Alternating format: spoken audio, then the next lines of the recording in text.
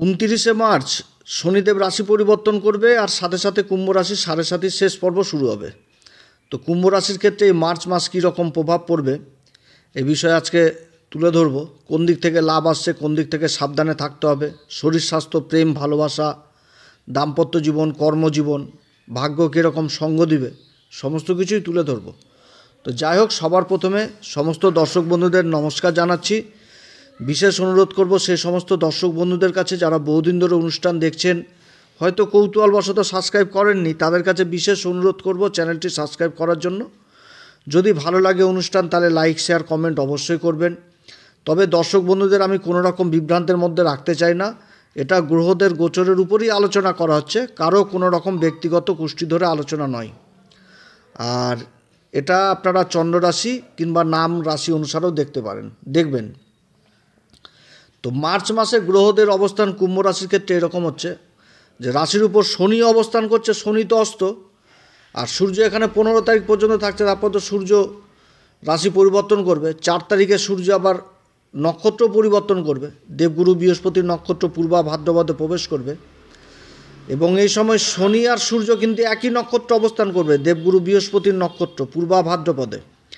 রাশির যেটা দ্বিতীয় ঘর সেটা হচ্ছে মীন রাশি। এই ঘরে অবস্থান করছে রাহু, শুক্র, বুধ, একসাথে 3টি গ্রহ অবস্থান করছে এবং 3টি গ্রহই অবস্থান করছে আবার শনির নক্ষত্র উত্তরা ভাদ্রপদে, অর্থাৎ তাদের পরম মিত্র শনির নক্ষত্র অবস্থান করবে। আর দেবগুরু বৃহস্পতি 4র্থ ঘরে অবস্থান করছে মার্গী অবস্থায় চন্দ্রের নক্ষত্র রোহিণী নক্ষত্রে। রাশির যেটা 5ম ঘর, এই ঘরে মঙ্গল অবস্থান করছে, মঙ্গলও মার্গী অবস্থায় রয়েছে এবং দেবগুরু বৃহস্পতির নক্ষত্র পুনর্বসু নক্ষত্র অবস্থান করছে। আর ওদিকে হচ্ছে 8ম ঘর যেটা কন্যা রাশি, এই ঘরে কেতু অবস্থান করছে, কেতু আবার অবস্থান করছে সূর্যের নক্ষত্র উত্তরা ফাল্গুনিতে।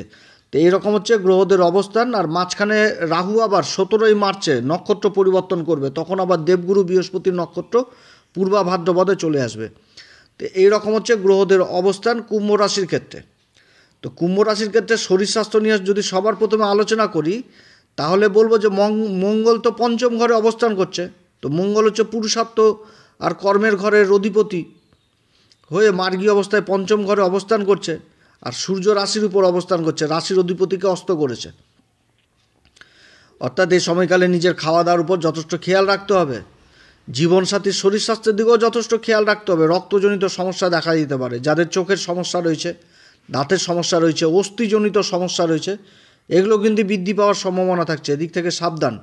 আর কুম্ভ রাশির জাতক জাতিকাদের বলবো, যাদের পিতামাতাদের বয়স্ক মানে বয়সে বেশি বয়স্ক পিতামাতা রয়েছেন, তাদের প্রতি বিশেষ খেয়াল রাখতে এবং নিয়মিত প্রত্যেক দিন শরীরচর্চা, শরীরকে ফিট রাখার চেষ্টা করতে হবে। এক্সারসাইজ, শরীরচর্চা এগুলো কিন্তু নিয়মিত করতে হবে। সময় মতো কিন্তু খাওয়া দাওয়া করতে হবে, কারণ ক্লান্তির ছাপ থাকবে। পরাক্রম ঘরের অধিপতি এই মঙ্গল 5ম ঘরে অবস্থান করছে, কর্মের ঘরের অধিপতি হয়ে তাও, অর্থাৎ কর্মে কিন্তু একটা ব্যস্ততা থাকবে। অর্থাৎ খাওয়া দাওয়াটা যথেষ্ট টাইম টু টাইম করতে হবে, না তো কিন্তু একটা শরীরে ক্লান্তির ছাপ চলে আসবে। শিক্ষার দিক থেকে ওই সময়কাল একটা বড় ডিসিশন নেবে যে কোন দিকে এগোবো। বিশেষ করে এটা উচ্চ শিক্ষার্থীদের ক্ষেত্রে হবে যে কি করলে নিজের কেরিয়ারটাকে গুছাতে পারবো, এরকম কিন্তু একটা ডিসিশন নেবে। মার্চ মাসে বিশেষ একাগ্রতাও রাখতে হবে যথেষ্ট জ্ঞান লাভের জন্য, যারা প্রাথমিক শিক্ষার্থী রয়েছে এবং উচ্চ শিক্ষার্থী রয়েছে। তবে যারা উচ্চ শিক্ষার্থী বড় বড় এক্সামের জন্য বসবেন, তাদের জন্য আবার এই মাসটা ভালো হবে। রিসার্চ জাতীয় বিদ্যার সাথে যারা যুক্ত রয়েছেন, গবেষণার কাজে যারা যুক্ত রয়েছেন, এই মাসটা যথেষ্ট ভালো হবে। উচ্চশিক্ষার জন্য আবার যারা বিদেশে যাওয়ার চেষ্টা করছেন, যে নিজের পড়াশোনা ভালো কলেজে যেয়ে করব বাইরে, এটাও কিন্তু হবে এই মাসে। তবে পিতামাতাদের সন্তানের শিক্ষার ব্যাপারে অত্যধিক খরচাপাতি হবে। প্রেম ভালোবাসার জন্য মার্চ মাসটা যথেষ্ট ভালো হতে যাচ্ছে। নতুন নতুন বন্ধুবান্ধব জীবনে আসবে এবং বন্ধুবান্ধবের সার্কেলটা যথেষ্ট বৃদ্ধি পাবে, তার সাথে একটা লিডার কোয়ালিটি আসবে। বন্ধুবান্ধবরা কথা শুনবে, পাত্তা দিবে, এরকম কিন্তু একটা সিচুয়েশন তৈরি আছে। তবে এটাও মনে রাখতে হবে, যেহেতু মঙ্গল 5ম ঘরে অবস্থান করছে, মনের মধ্যে ক্রোধ, জেদ, অহংকার এগুলোও কিন্তু নিয়ে আসবে। অর্থাৎ সেই সম্পর্কটা যেন কোনোভাবে চির না ধরে, ফেটে না যায়, এদিকেও কিন্তু খেয়াল রাখতে হবে। যেমন কোনো একটা কথা বলে দিলাম, সামনের ব্যক্তি অসন্তুষ্ট হয়ে গেল। আচ্ছা, পিতা মাতাদের সন্তানের প্রতি প্রেম ভালোবাসা যথেষ্ট বৃদ্ধি পাবে। তবে সন্তানের আবার জেদ রক্ষা করতে পিতামাতাদের যথেষ্ট ব্যয় বৃদ্ধিও হবে। দাম্পত্য জীবন নিয়ে যদি বলি, তো দাম্পত্য জীবনে বিবাহিত জীবনের এই যে দাম্পত্য ঘর, যেটা হচ্ছে সপ্তম ঘর, সিংহ রাশি, এই মুহূর্তে সিংহ রাশির অধিপতি তো রাশির অধিপতির সাথে রাশির উপরই জুতি তৈরি করেছে, আর শনিকে তো অস্ত করে দিয়েছে। তারপর আবার সূর্য তো 4 তারিখ পর্যন্ত রাহুর নক্ষত্রে থাকছে, তারপরে দেবগুরু বৃহস্পতির নক্ষত্রে চলে আসবে। তো শনি আর সূর্যের জায়গাটা তো ভালো না, একে অপরের বিপরীত। অর্থাৎ এই সময় একটা জেদ মনের মধ্যে কাজ করবে, একটা ইগো, একে অপরের কথাকে তুলে ধরার চেষ্টা করবে। এর জন্য কিন্তু একটা গণ্ডগোল, অশান্তি হবে। তবে 4 তারিখের পর যখন সূর্য আবার চলে আসবে হচ্ছে এই পূর্বা ভাদ্রপদ নক্ষত্রে, তখন কিছুটা রিলিফ পাওয়া যাবে। তবে সাময়িক, কিন্তু রাশি পরিবর্তন যখন আবার করবে সূর্য, তখন কিন্তু এই দ্বিতীয় ঘরে রাহু অবস্থান করছে, শুক্র অবস্থান করছে, আবার বুধও অবস্থান করছে। তো এখানটাতে সূর্যের অবস্থানে একটা গ্রহণযোগের পরিবেশ তৈরি হবে। আত্মীয় স্বজনদের মধ্যে গণ্ডগোল, অশান্তি, বা কোনো তৃতীয় ব্যক্তি এসে উস্কানিমূলক কথা বলবে। তো যার জন্য দাম্পত্য জীবনেও কিন্তু এই ইফেক্টটা চলে আসবে। কারণ সূর্য রাহুর জুতি, আবার তারপরে সূর্য এখানটাতে সূর্য আবার শুক্রের জুতি, বুধ চলে আসলো মাঝখানে, তাহলে কি হচ্ছে, সুখটা কিন্তু নষ্ট হয়ে যাচ্ছে। তো সুখটা কিন্তু দাম্পত্য জীবনের দিকে চলে আসবে। অর্থাৎ একটাই কথা বলবো, যে দাম্পত্য জীবনে পরস্পরকে সম্মান করতে হবে, একে অপরের কথাকে যথেষ্ট গুরুত্ব দিতে হবে, এবং পরস্পরের পাশে দাঁড়াতে হবে। দাম্পত্য জীবন কোনোভাবেই যেন নষ্ট না হয়, এদিকে খেয়াল রাখতে হবে। তবে কর্মের দিকে আবার যথেষ্ট ভালো দেখা দিচ্ছে মার্চ মাস, কারণ ভাগ্যের ঘরের অধিপতি এবং সুখের ঘরের অধিপতি, ভাগ্যের ঘর আর সুখের ঘরের অধিপতি হচ্ছে কে, শুক্রদেব ধনসম্পত্তির ঘরে অবস্থান করছে, তাও আবার পঞ্চমপতি হচ্ছে বুধ, বুধের সাথে অবস্থান করছে, সঙ্গে আবার রাহু রয়েছে। তো এই 3টি গ্রহই আবার অবস্থান করছে রাশির অধিপতি শনিরই নক্ষত্র উত্তরা ভাদ্রপদে। তো শনির সাথে কি সম্পর্ক, এদের পরম মিত্রতা। আর অপরদিকে মঙ্গল আবার অবস্থান করছে 3য় ঘর, যেটা হচ্ছে যোগাযোগের ঘর, সামাজিক পরিচিতি, পুরুষার্থ, পরাক্রম, যেটা হচ্ছে মেষ রাশি, আর কর্মের ঘর, যেটা হচ্ছে বৃশ্চিক রাশি। এই 2 ঘরের অধিপতি মঙ্গল আবার অবস্থান করছে 5ম ঘর মিথুন রাশিতে। তো মিথুন রাশিটা হচ্ছে বায়ুতত্ত্ব রাশি, আর মঙ্গল হচ্ছে অগ্নিতত্ত্ব, সবসময় অগ্নিকে জ্বলতে সাহায্য করবে। তাহলে মঙ্গলের এই ঘরে অবস্থান সবসময় ভালো হচ্ছে। তবে বুধের সাথেও এই সময় আবার তৎকালীন মিত্রতার সম্পর্ক তৈরি হয়ে গেছে। অর্থাৎ মঙ্গল কিন্তু এখানটাতে রেজাল্ট ভালো দিবে কর্মক্ষেত্রে। তবে এই সময়কালে বিশেষভাবে আর এটাও মনে রাখতে হবে যে মঙ্গল যে নক্ষত্র অবস্থান করছে, সেটা হচ্ছে দেবগুরু বৃহস্পতির নক্ষত্র, পুনর্বসু নক্ষত্র। আর পুনর্বসু নক্ষত্র সম্পর্কে আমি অনেক কিছু বলেছি। এই সময়কালে যথেষ্ট সাকসেস পাবে তখনই যখন দেবগুরু বৃহস্পতির নক্ষত্র অবস্থান করছে, আর দেবগুরু বৃহস্পতির 7ম দৃষ্টি পড়ছে কর্মের ঘরে। তো এই যে নক্ষত্রটা, এই নক্ষত্রের মেন জিনিস হচ্ছে একাগ্রতা। তাহলে কর্মে যখনই তখনই সাকসেস পাবে যখনই একটা রুট ম্যাপ অনুযায়ী এই কুম্ভ রাশি চলবে।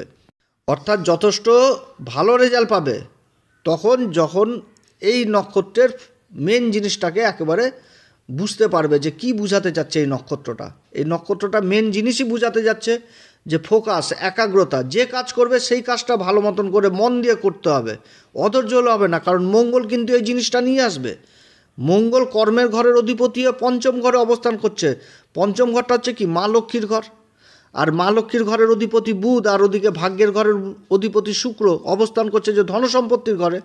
তাহলে মঙ্গল এখানটাতে তখনই ভালো রেজাল্ট দিবে যখন কোনো কাজ একাগ্রতা নিয়ে যখনই করবে আর কি।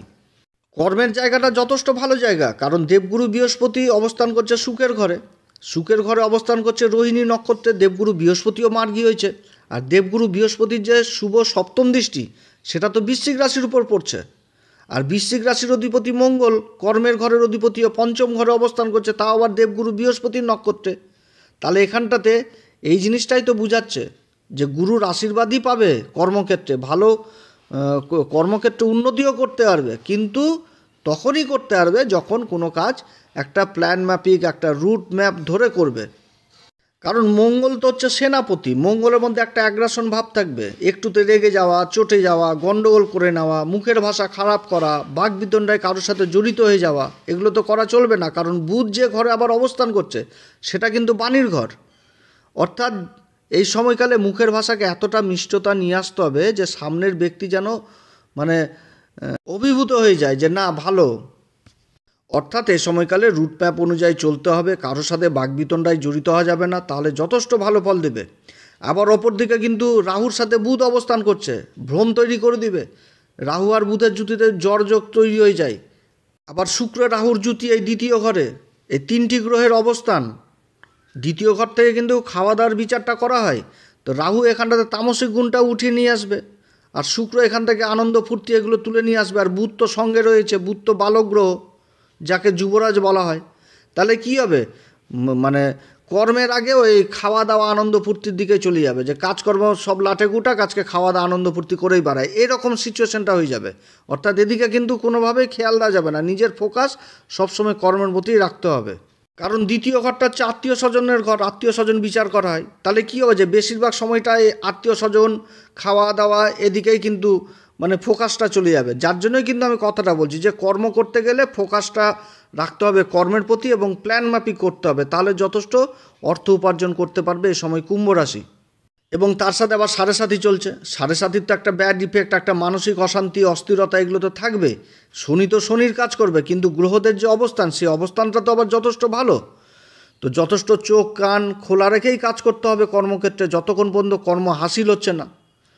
তো এই সময়কালে আবার বিশেষ কি, যে কর্মক্ষেত্রে তৃতীয় ব্যক্তিকে কোনো সময় বিশ্বাস করা যাবে না, কারণ এরকমও কিন্তু সিচুয়েশন তৈরি হবে যখন সূর্য চলে আসবে ওই দ্বিতীয় ঘরে, তখন কিন্তু চারটি গ্রহ একসাথে থাকবে, রাহু, সূর্য, বুধ, শুক্র। অর্থাৎ এই সময় কারো প্ররোচনাতে পা দেওয়া যাবে না, যতক্ষণ পর্যন্ত কর্মক্ষেত্রে কর্ম সফল হচ্ছে না, কাউকে বিশ্বাস করা যাবে না, এবং কর্মক্ষেত্রে কারোর অথরাইজ নেওয়া যাবে না। তাহলে যথেষ্ট লাভবান হবে এই কুম্ভ রাশি। তাহলে কি হচ্ছে, যে সবার প্রথম রুট ম্যাপ করেই চলতে হবে, যে কোনো কাজ করতে গেলে আগে প্ল্যান করতে হবে যে এইভাবে চলবো, নিজের কর্মক্ষেত্র অন্তত, তাহলে যথেষ্ট সাকসেস পাবে। এবং তার সাথে বলবো যে এইখানটাতে মানে এই মার্চ মাসে কোনো রকমভাবে নতুন করে পুঁজি ইনভেস্ট, যা কোনো একটা ব্যবসা করতে যাচ্ছি যার জন্য আমি পুঁজি ইনভেস্ট করব, এই মাসটাতে না করাই উচিত। কারণ 14-15 তারিখ পর্যন্ত সূর্য রাশির উপর চলে আসছে, সপ্তমপতি, ব্যবসা বাণিজ্য, শনির সাথে জুতি তৈরি করছে। তো শনির সাথে জুতি তৈরি করছে, তো সূর্য আর শনি তো বিপরীত হয়ে গেল। তারপরে সূর্য আবার চলে আসছে দ্বিতীয় ঘরে, দ্বিতীয় ঘরে তো এখানটাতে রাহু আর শুক্র থেকে যাচ্ছে, তাহলে এখানটাতে গ্রহণযোগ চলে আসছে, আবার সুখ নষ্ট হয়ে যাচ্ছে শুক্রের সাথে জুতি। তো যার জন্য এই মাসে কোনো রকম পুঁজি ইনভেস্ট না, নিজের কর্মকে ঠিক মতন করে করতে হবে, কর্মের প্রতি ফোকাস রাখতে হবে। এই সময়কালে যারা খাবারের ব্যবসার সাথে যুক্ত রয়েছেন, রেস্টুরেন্টের কাজ হোক, হোটেল ব্যবসা হোক, ক্যাটারিংয়ের কাজ হোক, যথেষ্ট ভালো ফল পাবে। ইম্পোর্ট এক্সপোর্টের কাজে যারা যুক্ত রয়েছে যথেষ্ট ভালো ফল পাবে। জায়গা জমির কাজে যারা যুক্ত রয়েছে তাদের জন্য যথেষ্ট ভালো।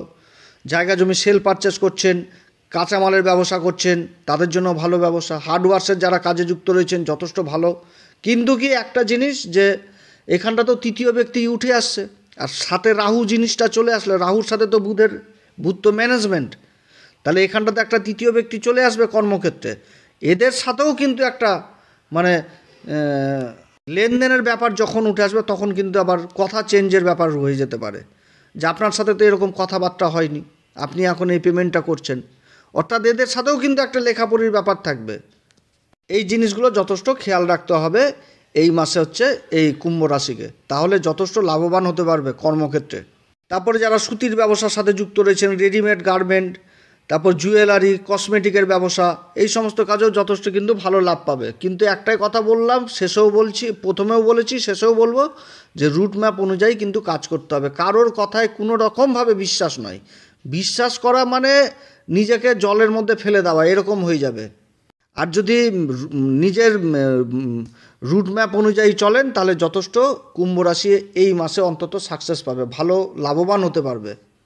কুম্ভ রাশি এই মাসে কোন উপাচার করবে, প্রত্যেক দিন হনুমান চল্লিশা, বজরংবাণ এগুলো পাঠ করবেন। এগুলো পাঠ করে শ্রীরাম সীতার প্রণাম মন্ত্র অবশ্যই করবেন। সূর্যদেবকে অর্ঘ্য দিবেন, পিতার আশীর্বাদ নেবেন, পিতা মাতার উভয়েরই আশীর্বাদ নেবেন যে কোনো কাজ করতে গেলে।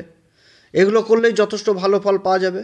তো যাই হোক প্রিয় দর্শক বন্ধুরা, কুম্ভ রাশি সম্পর্কে অনেক কথা আলোচনা করলাম, এরপরে আবার আসবে একটি নতুন পর্ব নিয়ে। আপনারা সবাই ভালো থাকেন, ঈশ্বর আপনাদের সবার মঙ্গল করুক। নমস্কার, ধন্যবাদ।